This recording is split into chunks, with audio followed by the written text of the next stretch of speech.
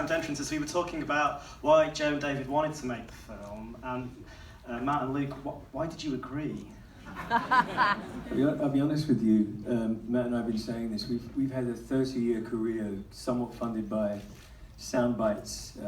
There's been headlines that we were saying earlier in many interviews that we didn't have an opportunity to correct things or rectify the inaccuracies like now with social media. We were kind of stuck with that, and after 30 years of that, you start to, as an artist, you start to feel, why would we do something? What's the point? What's the bigger picture?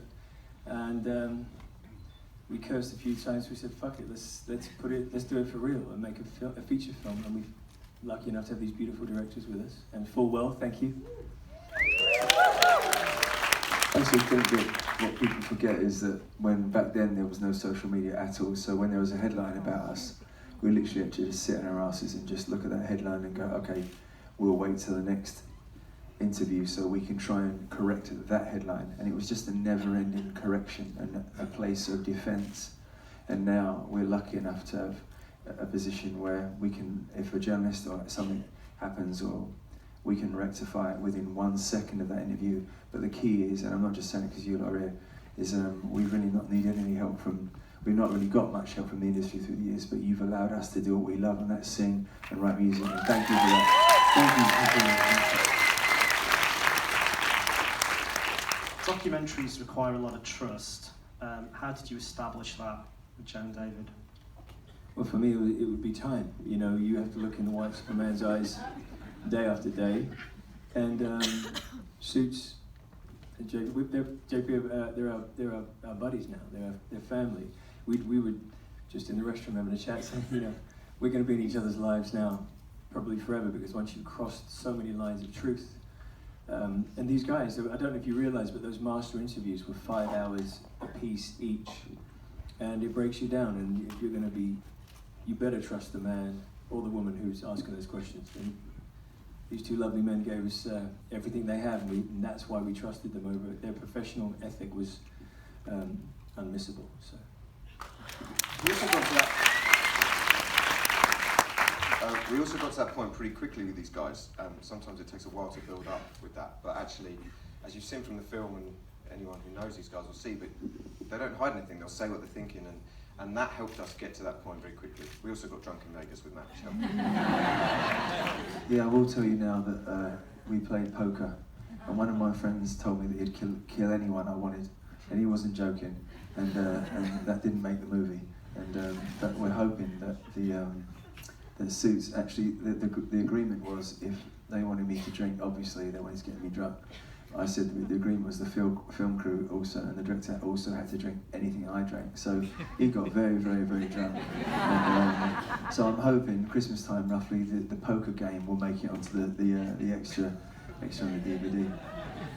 Yeah, it wasn't all tears. But in all seriousness as well, these guys talk about so much and so openly, and men don't do that, and usually a lot of the people that we film with don't do that. But you can see that the film is what it is for a number of reasons, and one of that is because of how open they were at a time that they were going through a lot of stress as well. And so, yeah, the trust helped get us to that point, and so did their openness. Okay, let's open this up to the floor. Please raise your hand and wait for the microphone. Okay, let's take one from there. Hi, I'm Melanie. Hi. I just want to say that's the first time I've sat down during one of your songs. I really wanted to get up and down, it's a bit of a shame. But I just wanted to say, Luke, that you said in the movie that it was people were ashamed to be a Brossette. Well, I am the wrong side of 40, and I'm not ashamed to be a Brossette. Yeah!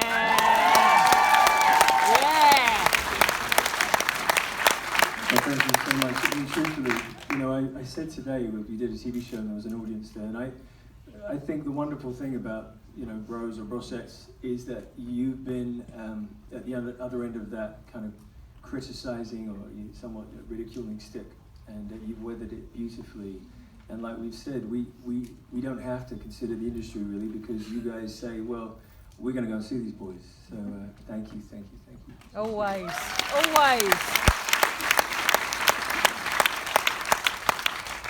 Hi guys, thank you first of all you for being brave enough to... I'm done here. Thank you for being brave enough to share your truth with all of us, which is, it's really, really hard to do. I wanted to ask you, I know you mentioned it at the end of the film, but do you feel that this process particularly is what exercised some demons for you and has brought you to a new place and stronger than ever, basically? I think that there's parts of this movie that I still don't agree with. I don't think this film is meant to be a conclusion. I don't think this is meant to be, oh, this is all kumbaya. But it would be unreal to think that this movie would fix everything. But one thing that me and my brothers have firmly discovered is that there's not a single record, not a single show, or a single project within our lives that is more important than us being brothers. So that's the most important thing.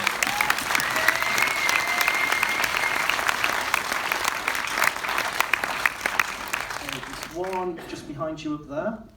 Behind you. That side, yeah.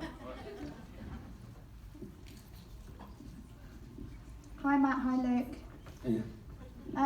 So, where do Bros go from here? Because we're all dying to know. To the club. Well, we've decided we're going to make sure there's a lot of live music in 2019. And take that very robust, beautiful language and communication, with you guys and fans around the world, and take that straight to the studio. It records probably the best Bros album ever.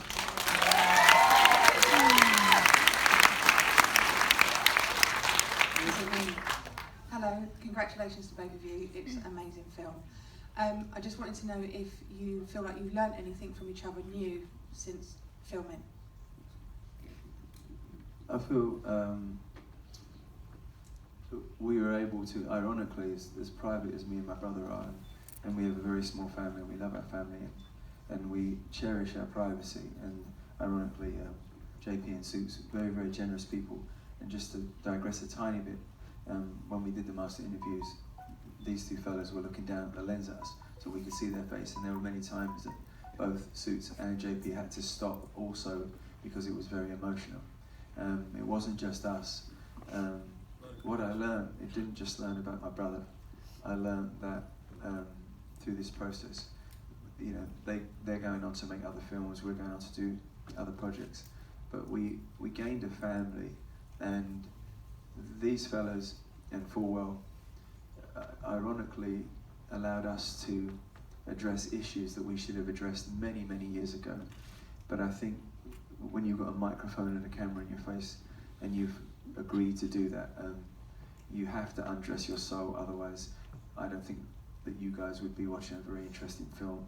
And it was a courageous thing. I can promise you it wasn't enjoyable at times, and it was painful at times, but in typical Bros style, I guess we don't really do anything that normal. And but thank you to Full Well, ladies and gents, because they really did.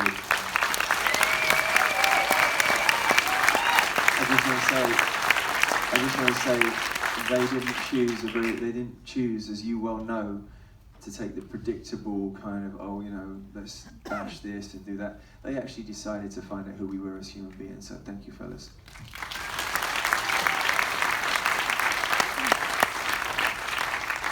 Got time for one more from the back. Hi, this is a kind of like a two-part question.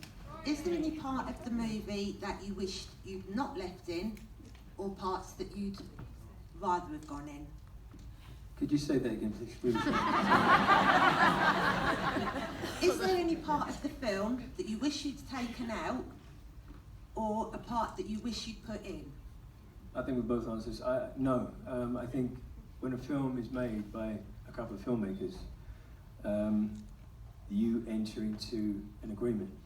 We played our part in the sense that we abandoned censorship, and then we handed it over to two very conscientious filmmakers. So, no, it's painful, but not enough to remove their artistic excellence. I'm very proud of them both, and I love them both. Thank you. I was going to say, because I'm also interested, I'm really happy that you're here and everything, but would you guys, can we have 2 or 3 more questions for Suits and JP, please? I'd just like to know if you've got any questions for the filmmakers and how their experiences, because it's not just about us, it really isn't. I suppose we could answer that same question if you want to. Is there anything that you guys really want to know about their Because process? there's loads that ends up on the cutting room floor. In fact, my dad always says, whenever we do anything like this, he's always going to say, well, I'll ask the same question, which is, how long did it take to make and what didn't make it? And the answer is there's loads, because we were filming for a while with these guys, but it's about the balance in the edit and about making sure that the story rings true when you watch it. But there's loads that we filmed that we wanted to go in but didn't feel right. And that's part of the tough decisions that you have to make in the edit. So yeah, we just hope that everyone feels like we got the right balance at the end and we like the film. It's tricky.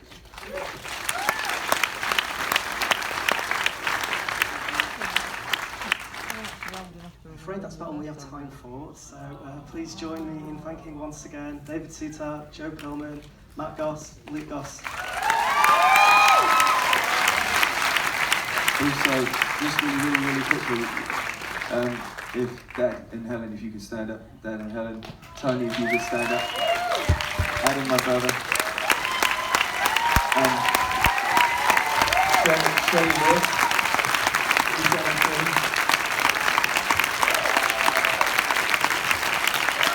and then the rest of our team, could you stand up, the rest of our team, please?